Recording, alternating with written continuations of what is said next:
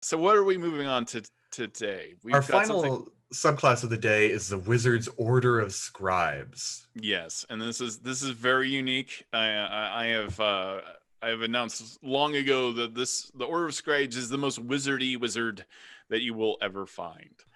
Go ahead and break this down for us. Yes, magic of the book.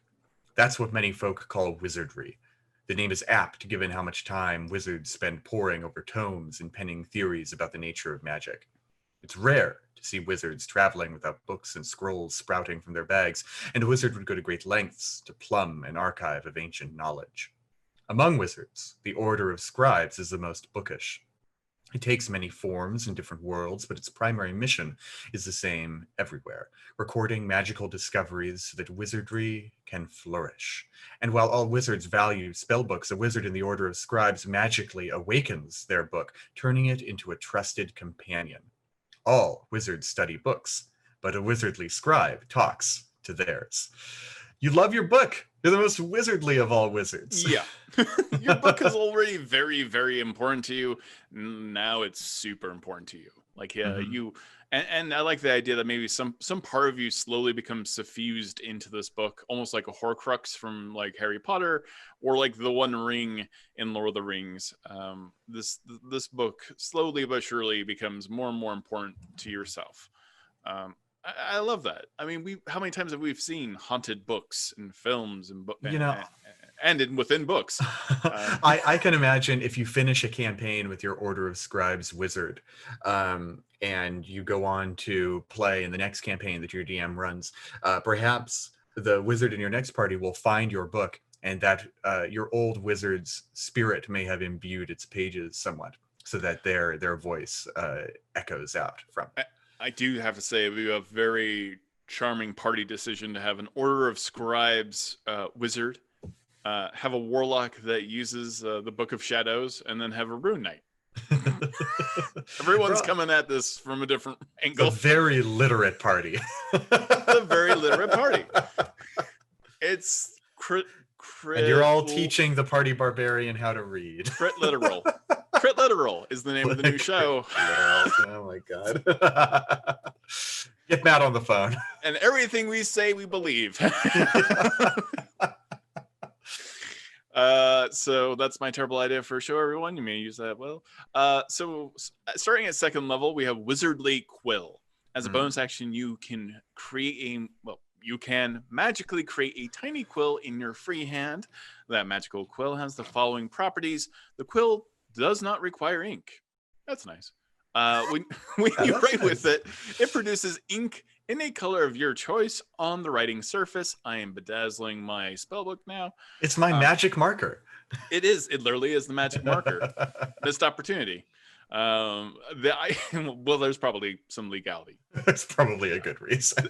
The time that you must spend to copy a spell into your spellbook is equal to 2 minutes per spell level if you use the quill for transcription. That's not too bad. It's just a little bit shorter. I mean, it's a little bit shorter, yeah. A shorter time. I wish as a dungeon master I was a little bit more stringent on wizards to give them that kind of feeling of having to study, having to work for the spells. I think that's kind of part of the buy-in in being a wizard.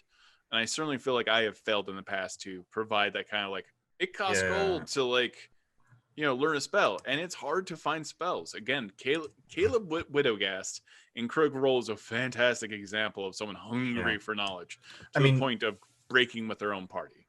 We say that like 2 minutes is like, oh, that's better. But like for every level of the spell you spend transcribing, it takes 2 hours otherwise for other wizards. Yeah. Reducing the time by 2 hours to 2 minutes is no joke, especially if your DM is the kind of person who really cares about this stuff. I can think of situations where it's useful, right? You find a lich's spell book and their minions are running down upon you, and you just need that 1 9th level spell. They're like, drop an arcane lock on the door, hold them off for 20 minutes. I need this spell. You're like that Hangover meme where you're just looking around, you see all the numbers in your head as you're figuring it all out before other wizards. On top of this, you can erase anything that you write with the quill if you wave the feather over the text as a bonus action, provided the text is within 5 feet of you. you know, there's some chicanery that can happen here that Cute. be quite fun if you have sleight of hand. Very cute. Yeah. So also at second level, you have an awakened spellbook. At second level, you're basically getting what you want to be. And that's what we see in Wizards is usually, you know, at second level, you're choosing your school. So it makes sense that you're kind of defining your character at this point. Certainly sorcerers are defined since first level. But I like that you get this at second level. Awakened spellbook. Can you tell me all about this? Yes. Mr. Haeck. You've already got a magic pen. Now here's the magic book to write it in. Using specially prepared inks and ancient incantations passed down by your wizardly order, you have awakened an arcane sentience within your spellbook. While holding the book, it grants you the following benefits. You can use the book as a spellcasting focus for your wizard spells. Nice. When you cast a wizard spell with a spell slot, you can temporarily replace its damage type with a type that appears in another spell in your spellbook, which magically alters the spell's formula for this casting only. The latter spell must be of the same level as the spell slot you expend. This is interesting to me. It almost feels like too fiddly to me. It feels a little complicated. That you have to match damage type with another spell of the same level of the spell slot you expend. Very interesting. Yeah, so once again, let's say again, when you cast a wizard spell with a spell slot, you can temporarily replace that damage type with a type that appears in another spell in your spellbook, which magically alters the spell's formula. That later must be of the same level as the type of slot you expend. Yeah, so let's say it is certainly fiddly, but it makes a lot of sense in the fact that a wizard is essentially the mathematician of magic. Yeah, so you know you've got Scorching Ray and Melt's Acid Arrow in your spellbook, both second level spells, and you want to do an Acidic Ray instead. Well, then you can do that. But if you've got, say, I don't know, Ice Storm, a fourth level spell in your spellbook. I don't even know if wizards get that spell. Let's say they do. Yeah. If you've got Ice Storm and you want to do Ice Rays instead, you would have to cast your Scorching Ray using a fourth level spell slot to get the effect. Now, what I do like about this, and this almost harkens to a very old video game called Dungeon Master, which had nothing to do with D&D. But you would actually just randomly input spell runes and to create an effect. And because they implemented the system, and this is a long time ago, this is like Commodore 64, Amiga stuff, you could look at the runes that they had provided you in this game and figure out how to cast Fireball. You know, like, oh, the incantation for air, fire, movement, and then my friend literally killed everyone in the party because this is a real thing that happened because he's facing a wall. Which I thought was funny. And I think this is kind of fun for a story narrative where you're actually hunting maybe specific spells because you do want to change that fireball to do different types of damage. And so maybe it really does kind of make this more science than magic at this point.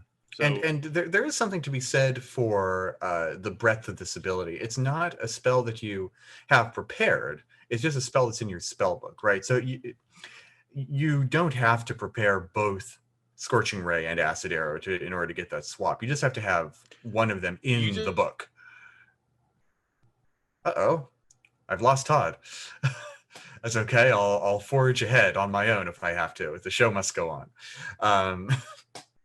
So you just have to have that knowledge.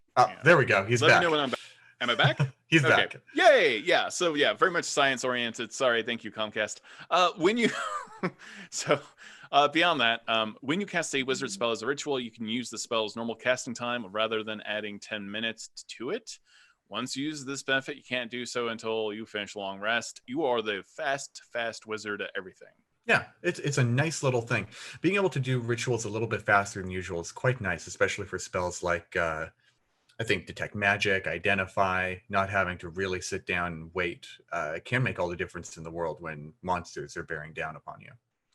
Now, this is where we get into some very Tony Stark territory, because as some people might remember, this was part of UA where it was actually the Artificer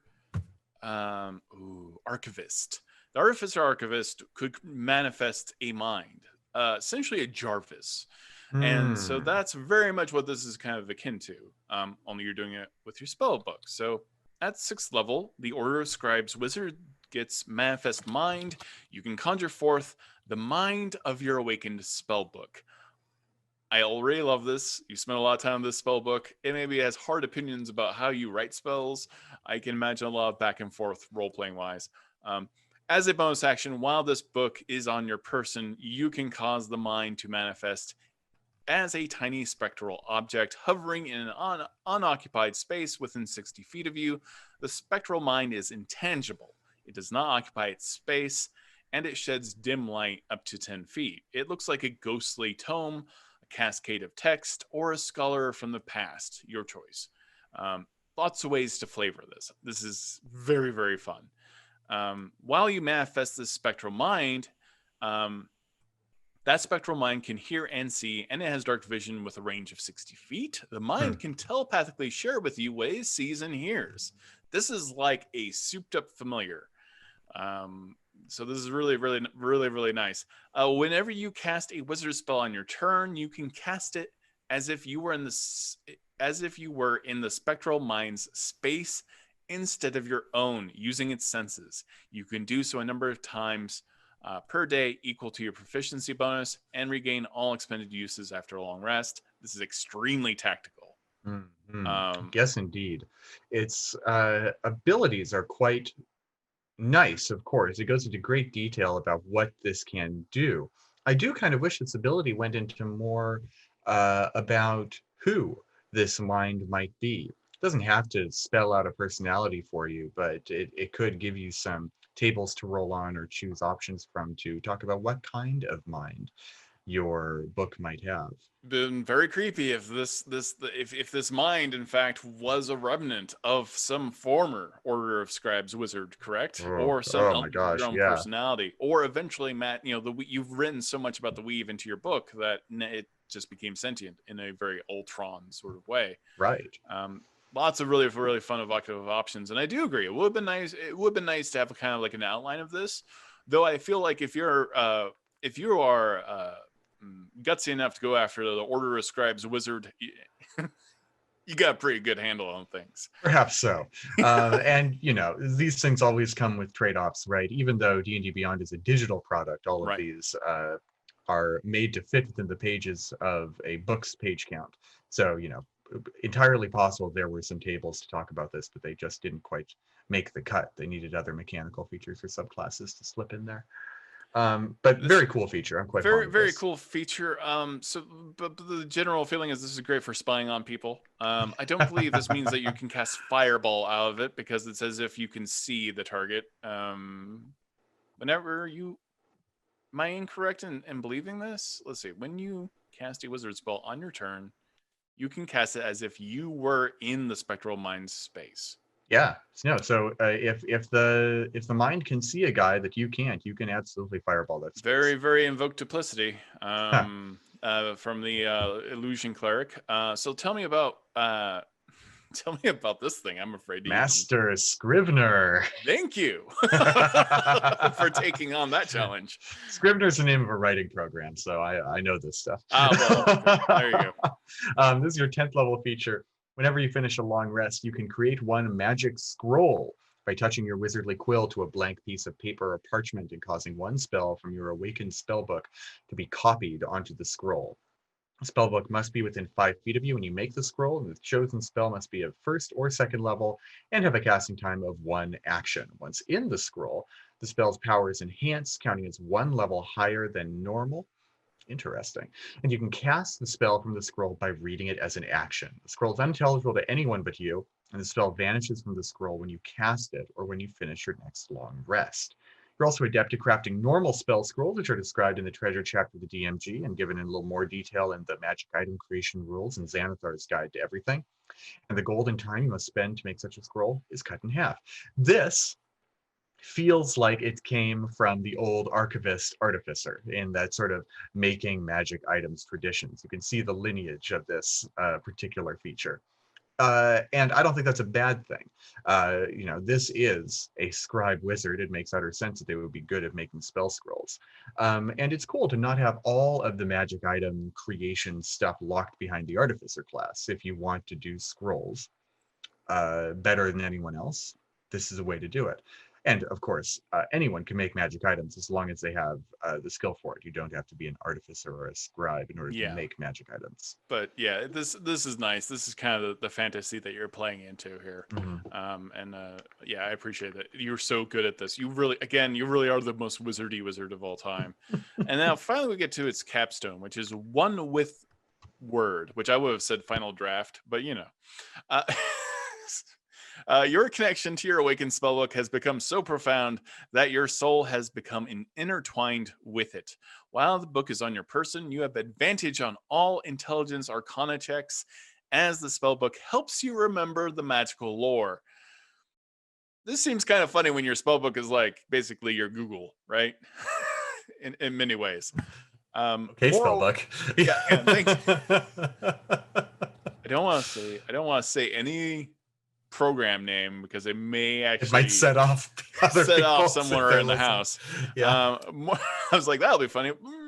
Moreover, if you take damage while your spellbook's mind is manifested, you can prevent all of that damage to you by using a reaction to dismiss the spectral mind, using its magic to save your life. Then you roll 3d6. The spellbook temporarily loses spells of your choice that have the combined spell level equal to that roll that was, rolled or higher. For example, if the roll's total is 9, spells vanish from your spellbook that have a combined level of at least 9, which could mean 1 9th level spell or 3 3rd level spells, or some combination. If there aren't enough spells in that book to cover the cost, you drop to 0 hit points. Until you finish 1d6 long rests, you are incapable of casting the lost spells, even if you find them on a scroll or in another spellbook. After you finish the required number of rests, the spell reappears in your spellbook. Once you use this reaction, you can't do so again until a long rest. I do appreciate that you don't lose these spells forever. I think that might have been the wording previously in UA. This is wild. this is totally wild. You are basic, and the implications of this in some ways, right, are you're so intertwined with the weave and the writing of magic and the writing of scrolls and this spellbook that there's not necessarily a ton of difference. It's fascinating. It's very powerful, and it's as close to lichdom as you're going to get without killing an entire village. So if you use this feature, it would behoove you to know sort of the probability of 3d6. I played the Dragon Age RPG for a little while, and that uses a 3d6 instead of a d20. And it has a very strong bell curve, right? The results are 3 to 18. So if you get very, very lucky, you could only lose 3 spell levels. If you get very, very unlucky, you could lose 18 spell levels worth of spells.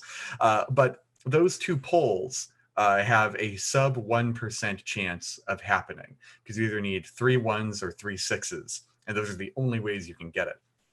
On the other hand, very, very, very likely are 9, 10, or 11. They're all equal, and there's like about a 10% chance of you getting any one of those results. So basically, whenever you use this feature, expect to lose somewhere from 9, 10, or 11 spell levels worth of spells, which is not nothing. And perhaps a better example of this is when you roll a character in D&D. The old school way was this 3d6s, Indeed, not 4d6, and then choosing the best. Used to be 3d6. So if you're used to doing that, you're very familiar with the consequences of this. I think this is fantastic. This is suddenly you're kind of a tanky. Did my wife just make a cameo? Yes, there was a Megan cameo there. There is a Megan cameo. So suddenly you are kind of a tanky wizard, but at some great. At a terrible cost. At a terrible cost, but you do get those spells back. If you never got them again, yeah. Like you're just nope. You don't have fireball. You don't have dispel magic. You don't have counter spell. Yeah, but if you're doing this to prevent a disintegrate spell from annihilating you utterly, you'd pay some spells for that. Yeah, absolutely. Yeah, I think that's very fun. But you are still in the thick of the battle. It'd be interesting if you showed up 8 hours later. Or something like that. But yeah, I really adore this wizard. It is the wizardy wizard. with the changes of the Blade Singer, I think I kind of love those two the most now. I mean, they're both in this book, so convenient. They both, the Blade Singer is the ultimate Gish, and this is the ultimate wizard. So we've kind of gotten two extremes of wizarddom here. You really do have the two extremes of wizarddom. You're totally right. One's got a sword and one's got a pen. And which is mightier? Is mightier? Well, I think there was some chortling when they decided which subclasses were being put into Tashas, I guess, for the wizard. Someone's got a sense of humor on the design team. Yeah. Spoiler alert, it's all of them. But I really like this. Any other feelings you have about the subclass before we move on to questions? I think I want to move on to questions. I really do like this subclass, but I think I've said all I want to say. Okay. Well, let's go ahead and dive into questions. Our community manager, Lauren Urban, is standing by. The Order of Scribes Wizards, a jack of all trades type, or does it specialize in one or two schools of magic? It does not. Not a specialist. It is not a specialist. It's just good at magic. They're not exactly a generalist either, so to speak. They're just good at modifying and tinkering with their spells and writing them down and playing around with them. Particularly when it comes to damage type and spell delivery, almost with that manifested mind. Yeah, imagine someone who, again, this is the mathematician wizard, or this is the wizard that perhaps processes the weave in a very different way than everyone else they know. They see moves, kind of like chess. You see 50 moves ahead or something. Like you just get it. This is like music to you. In many ways, it is akin to the Bard. College of Creation. I mean, they make an interesting sort of point counterpoint. This Bard and this wizard. They're both all about creation in a certain way. That's true. We have another question. Does this book also criticize your grammar? If that's correct, I am in a lot of trouble. You've all seen my Twitter. I'll delete any. You should see the things I delete. I did this morning. I managed to write 2 with only 1 O when referring to also, and I was horribly embarrassed. It was the worst thing ever. So yes, I think it does. I think you probably have a lot of potential for a very, very snarky book. If you want an example of what of what a snarky book might be, I advise you to look at Rime of the Frost Maiden. It's not a book, but there's an item called the Professor Orb in that book that you may meet late in the adventure, and I think it gives you a great blueprint for the kind of personality that you might find. And you referenced the door knockers from Labyrinth. This is a very good example of like a very kind of not necessarily, kind of not your best friend kind of magical item. Refusing to kind of help, or like maybe it has that colorful commentary, and we see this again in Jarvis with Iron Man. Like Jarvis does kind of make a few kind of judgmental comments at Iron Man here and there, but it's all well and good. If you want to see a story that nails the rapport between a sardonic book and a grizzled hero, play the game Nier for the PS3 and Xbox 360. It's being remastered for the PS5, I think. Amazing game, one of my favorites. And Liam O'Brien plays an incredible, sarcastic grimoire vice. Laura Bailey's in that game too, if you're a Critical Role fan. Both Liam and Laura. We're back to Liam again. I know, we're back to Liam. We can't escape from Liam. All roads lead back to Liam. All roads lead to Liam. Again, Caleb is actually the familiar of the cat. We'll get into our headcanons later. I'm telling you, Frumpkin's behind everything. Next question we have is, can you change the damage of a spell to add a splash effect to Magic Missile? No, you cannot.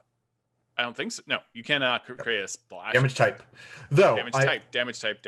I must say, that's a good point, though. This is not tied to elemental type magic, right? Like, no, if you've got Magic Missile, you're just ignoring damage resistances forever, right? You just always sub in your Magic Missile's force damage when you want to. Yeah, I mean, acid Magic Missile is just mean, but you don't really need to be doing that. So, Critical Bard question: the Scribe Capstone. Interesting.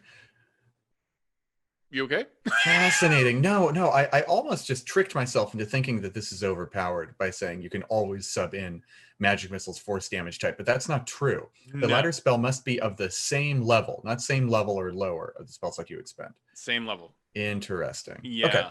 Yeah, exactly. Yeah. Anyhow, This is where it gets very kind of finicky and scientific, but in a good fun way. So it's yeah, this is something for a guy who likes mechanics to really sink their teeth into, I think. right.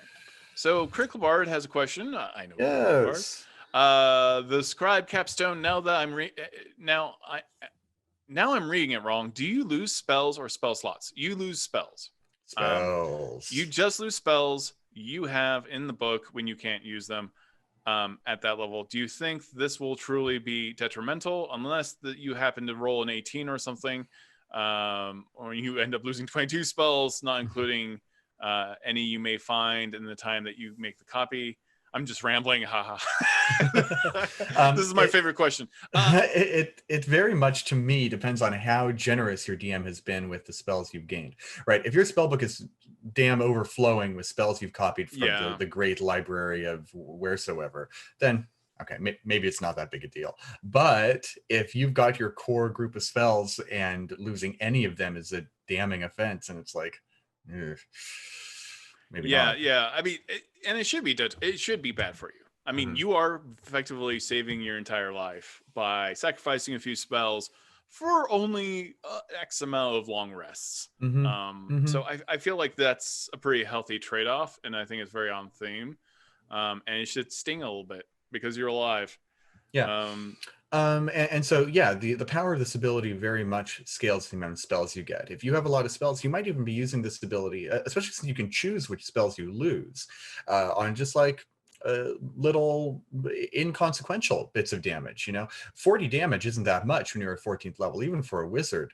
But maybe you just want to shrug off 40 damage when you got hit by, a fire giant's greatsword or something. Or maybe you'll save it for when you take 300 points of damage from a Tarrasque stomping on you. Yeah, exactly. or you just like jump out of a flying airship, a spelljammer, and land and splat onto Earth, and you're just like, "No, I'm good." Yeah, you just. Nope, I made it. Exactly. So this is a great question. I love this question. With 3 levels of Warlock in Tome. That would be having that Book of Shadows and a School of the Scribe. How do those interact? They don't necessarily, but this is where you can get into some very fun stuff as a dungeon master, because there are new invocations in Tashas where you can actually like have a friend write their name in the spell book in the Book of Shadows, and you can send them messages. You can have them pop up after they lose one, are reduced to 0 hit points once per long rest. There's a couple of very fun, interesting things that you can do with the Book of Shadows that are very, very creepy. Having that on top of some of the features of, the Order of Scribes wizard is kind of delicious. I like the idea of having 2 spell books, one given to you by an evil entity, right? And another book that's like all yours. That's what I'm thinking of. And they get into arguments all the time. They can't stand each other. Oh my God, yeah. I'd be very eager to like make it and understand like this makes a lot of sense. What if you trying to become, gain some warlock power to get some extra knowledge? What if you're grabbing knowledge from like a lich? Yeah. Who literally was an Order of Scribes wizard? It completely makes sense for them to make a pact and give people a Book of Shadows. That's a very sly little character connection. I would be very happy with that if one of my players got to do that. I think this is a Darth. I think this is a fantastic idea. I wish I thought of it. Frankly, I'm a little annoyed that I didn't. So, well, that's all our time we have for Todd Talks. Thank you so much. Be sure to check out the VOD and the YouTube versions of these videos. Also, don't forget to check out Tasha's Cauldron of Everything. That's available right now on D&D Beyond. It is one of my favorite D&D books of all time. I don't just mean that. There's a lot of subclasses in here that are just really filling a niche for a lot of players and giving a lot of people options that we've frankly never had before. So I'm very excited for this book. Thank you so much, James Haeck, our lead writer over at D&D Beyond, for joining me again on what honestly does not feel like a job. Just hanging out, geeking out about role-playing. I am Todd Kenreck, your creative manager at D&D Beyond and your host, and thank you so much for watching. Tasha's Cauldron of Everything is available now on D&D Beyond. Purchase before January 5th to unlock the Cauldron dice set, as well as character sheet backdrops, themes and frames.